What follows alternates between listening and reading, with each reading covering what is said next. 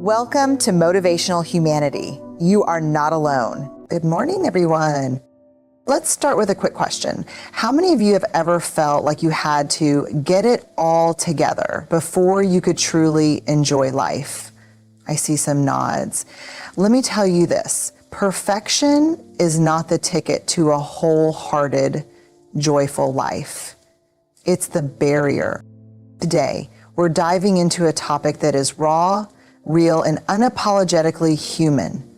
The gifts of imperfection. Let's start. Authenticity isn't something you achieve once and then move on from, like crossing an item off a to-do list. It's not a place you arrive at or a badge you wear that says, look, I'm my true self now. Instead, it's a way of being, a daily practice that requires intention, courage, and effort. Being authentic means choosing to show up as you are, even when it feels risky or uncomfortable. It's about peeling back the layers of who you think you're supposed to be and embracing who you really are. That's not easy, is it? Especially when the world around us constantly sends messages that we need to be thinner, smarter, richer, or more successful to be worthy. And here's the thing, authenticity isn't about always feeling confident or secure. It's not about shouting your truth from the rooftops 24/7. Sometimes it's as simple as saying, I don't know, or admitting, I'm struggling right now. It's about being real in the moment, not perfect. Authenticity also means understanding that you don't have to share every part of yourself with everyone. It's about knowing when and with whom to be vulnerable. It's a balance between openness and boundaries, between sharing your heart and protecting it. But let's be honest, choosing authenticity is scary. It means stepping into the unknown and risking judgment or rejection. Yet when we dare to be authentic, something magical happens. We create space for connection. We invite others to see us as we are, and in doing so, we inspire them to do the same. Though authenticity isn't a one and done deal, it's a messy, ongoing process, a choice we make every day. It's not about becoming something new. It's about unearthing who we've always been, beneath the layers of societal expectations and self-doubt. It's hard work, but it's also the most liberating gift we can give ourselves. Letting go of what people think is one of the most liberating and challenging decisions we can make. From an early age, many of us are conditioned to seek approval. We learn that fitting in feels safer than standing out, that being liked matters more than being real. It's no wonder we grow up craving validation, because at some point, it felt like survival. But living for the approval of others is exhausting. It's like carrying around a mirror, constantly checking to see if we're reflecting the image others want to see.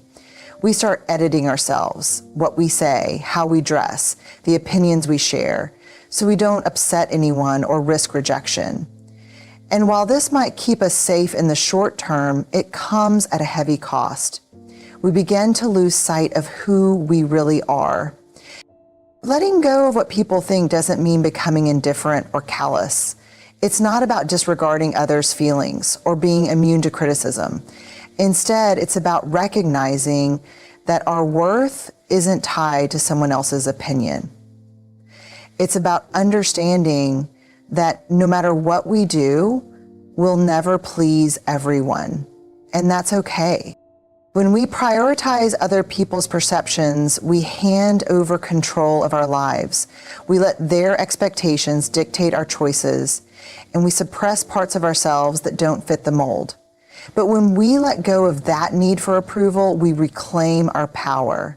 We begin to make choices that align with our values and passions, rather than what we think will earn applause. This doesn't happen overnight. Letting go of what people think is a practice, one that takes courage and patience. It starts with small moments, saying no to something that doesn't feel right, sharing your opinion even when it's unpopular, or simply allowing yourself to be seen without worrying about being judged. Each time you choose authenticity over approval, you strengthen that muscle. The irony is, when we let go of the need to be liked, we often attract deeper, more meaningful connections. Why? Because the people who truly matter will love us for who we are, not for the mask we wear. And those who don't, their opinions were never a reflection of our value in the first place. Letting go of what people think is an act of self-respect. It's about honoring your truth, even if it means disappointing others. It's about recognizing that you are enough, just as you are, without needing external validation. And most importantly, it's about finding freedom. The freedom to live a life that feels authentic and true to you. Cultivating self-compassion is one of the most transformative things we can do for ourselves, yet it's often the last thing we consider. Many of us have grown up in a culture that equates self-criticism with motivation and sees self-compassion as weakness. We tell ourselves that if we're kind to ourselves, we might let our guard down, stop striving, or become complacent. But the truth is, the opposite happens. When we cultivate self-compassion, we create a foundation of resilience, self-worth, and courage that allows us to show up fully in life. Self-compassion starts with how we respond to our own mistakes and struggles. Think about how you treat a close friend when they're having a hard time. You probably offer words of kindness, support, and encouragement. Now think about how you talk to yourself in similar situations. Chances are it's not nearly as gentle.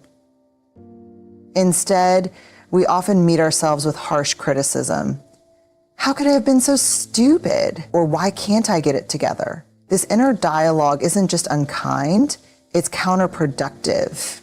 When we beat ourselves up, we reinforce feelings of shame and inadequacy, which only makes it harder to move forward. Self-compassion, on the other hand, gives us the space to acknowledge our humanity without judgment. It's saying, yes, I made a mistake, but that doesn't define me. Or I'm struggling right now, and that's okay. It's part of being human. Self-compassion doesn't mean letting ourselves off the hook or avoiding accountability. It's not about making excuses or ignoring areas where we need to grow.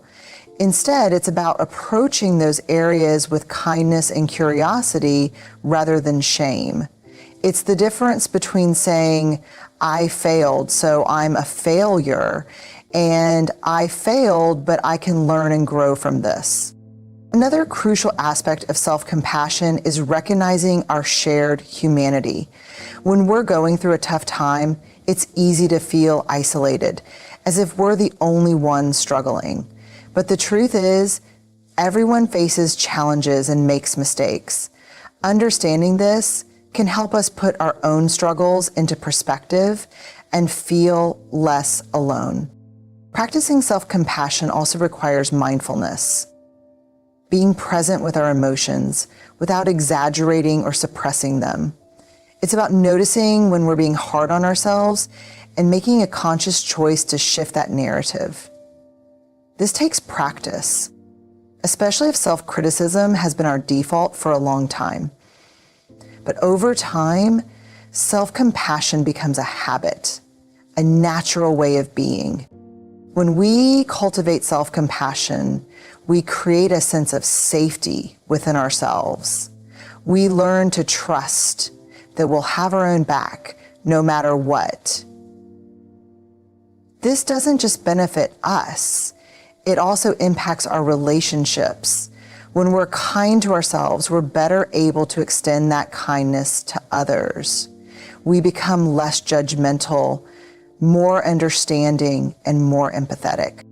Ultimately, self-compassion isn't just a gift we give ourselves. It's a necessity for living a wholehearted life. It's the practice of treating ourselves with the same love and care we so readily give to others. And in doing so, we remind ourselves that we are worthy, not because of what we do or achieve, but simply because we are. Embracing vulnerability as strength is one of the most challenging yet transformative shifts we can make in our lives. Vulnerability often gets a bad reputation. We're taught to see it as weakness, something to be avoided or hidden at all costs. After all, who wants to expose their fears, insecurities, or failures? It feels risky, and in many ways it is. But what we fail to recognize is that vulnerability isn't weakness. It's the purest form of courage. Vulnerability is about showing up and being seen even when there are no guarantees of acceptance or success.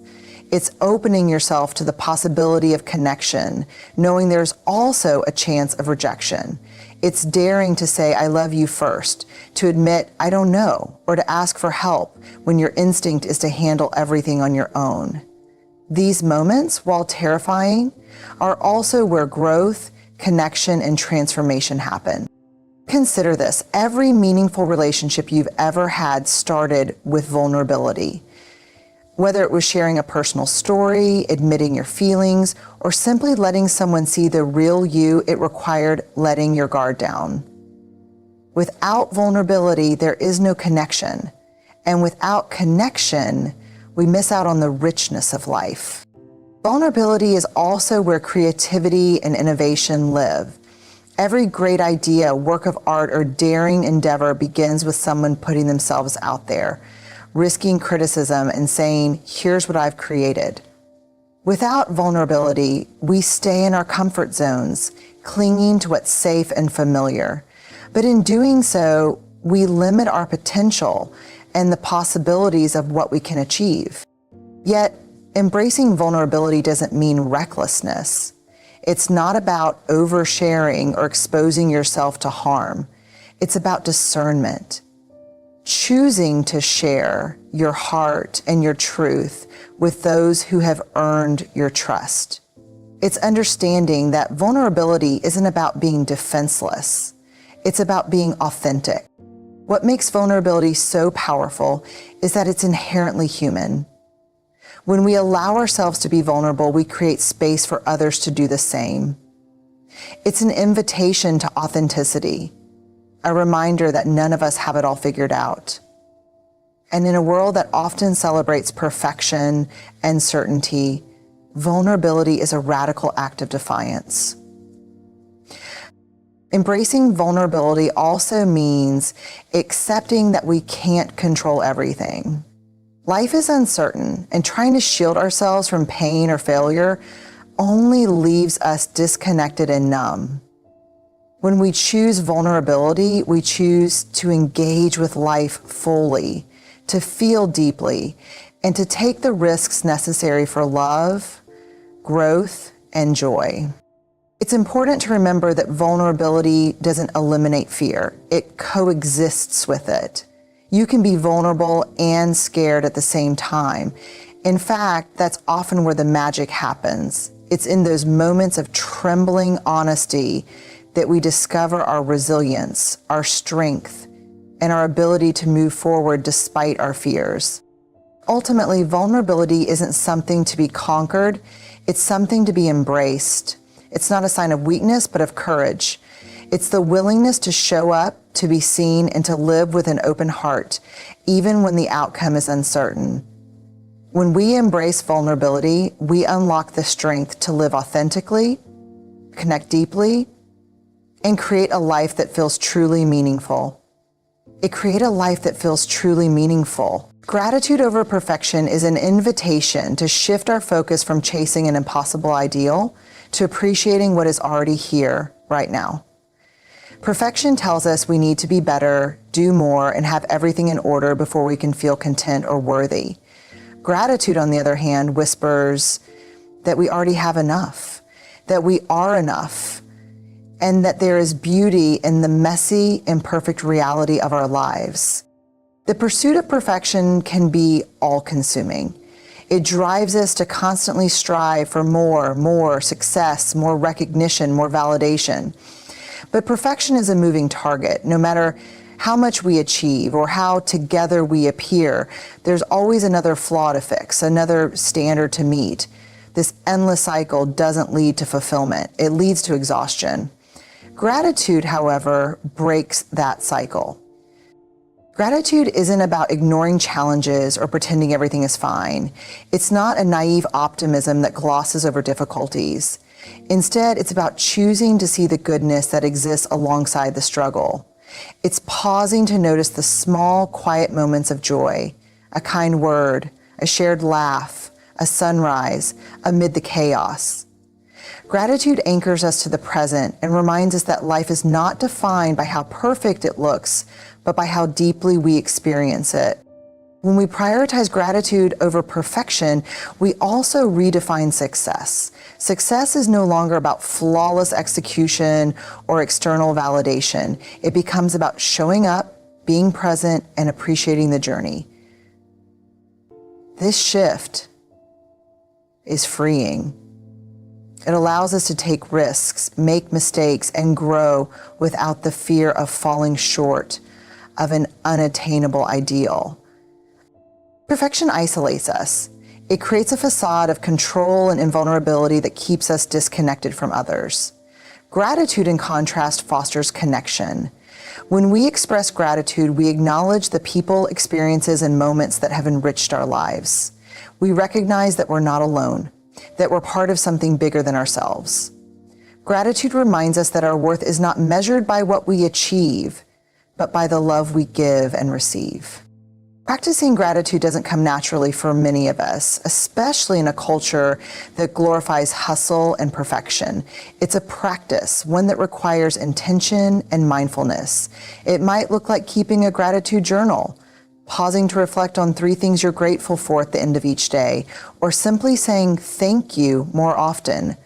Over time, these small acts of gratitude can transform the way we see our lives. Gratitude also helps us embrace imperfection. When we focus on what we're grateful for, we're less likely to dwell on what's missing or what could be better. We begin to see the beauty in the imperfections, the quirks that make us unique, the lessons we learn from mistakes, the unexpected detours that lead to growth. Gratitude shifts our perspective from scarcity to abundance, from not enough to more than enough. And the truth is, life will never be perfect. There will always be challenges, flaws, and uncertainties. But gratitude teaches us that perfection isn't the goal. Presence is. When we choose gratitude over perfection, we give ourselves permission to stop striving and start living. We find joy not in what we accomplish, but in what we cherish. And in doing so, we discover that the imperfect, messy moments are often the ones that matter most. So what's the takeaway? The gifts of imperfection aren't about giving up. They're about letting go of shame, comparison, and the impossible quest for perfection. And in that letting go, we find the space to live wholeheartedly, to embrace our quirks, and to celebrate the glorious mess that makes us human. Thank you.